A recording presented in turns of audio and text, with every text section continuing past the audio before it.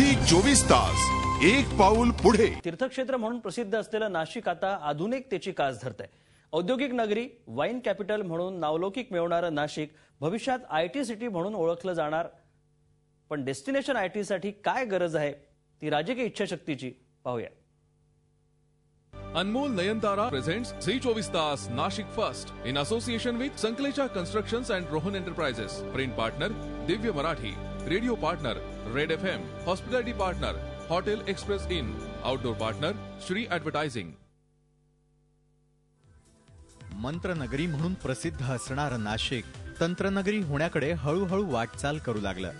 काळाची पावलं ओळखत अनेक आयटी कंपन्या नाशिकमध्ये विस्तारू लागल्या। शहरात सध्या 35 ते 40 कोटींची उलाढाल आयटी क्षेत्रात होतीये।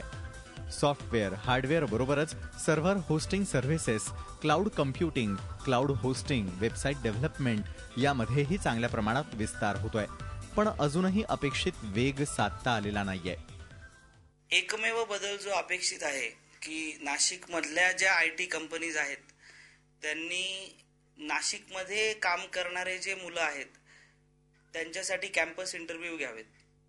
त्यांना कॅम्पस इंटरव्ह्यू घेऊन त्यांना नाशिकमध्ये रोजगार निर्मितीच्या संधी उपलब्ध करून द्याव्यात। आज काय होतंय तर ग्रोथ नाहीये असं नाहीये, ग्रोथ होतीये ही इंडस्ट्री, पण ज्या रेटनी ग्रोथ व्हायला पाहिजे, जेवढा तो स्पीड पकडायला पाहिजे तेवढा स्पीड या इंडस्ट्रीनी अजून पकडलेला नाहीये।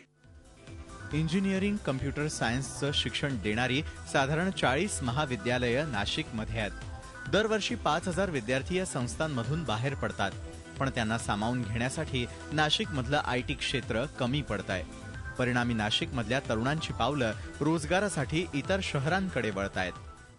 आता जसं आपण नाशिकमध्ये बघतो का, त्यांनी सॉफ्टवेअर टेक्नॉलॉजी पार्क तयार आहे नाशिकमध्ये, पण अजून हव्या तशा कंपनीज नाशिकमध्ये नाही आहेत। तर इथले जे पॉलिटिकल किंवा ब्युरोक्रॅटिक जे लोक आहेत त्यांनी बेसिकली थोडासा इनिशिएटिव्ह घेऊन बाहेरच्या ज्या कंपनीज आहेत त्यांना बेसिकली इथे काही फॅसिलिटीज अजून एक्स्ट्रा दिल्यात ज्याच्याने ते नाशिकमध्ये अट्रॅक्ट होतील आणि आपल्या लोकल जे स्टुडंट्स आहेत, जे मुलं आहेत त्यांना जॉब्स मिळतील आणि हळूहळू ते वाढत जाईल।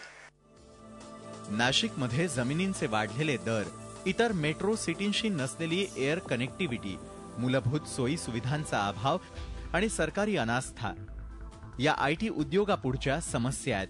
त्यावर उपाय योजले तर टेक्नो हब म्हणून नाशिक वेगळी ओळख निर्माण करू शकणार आहे।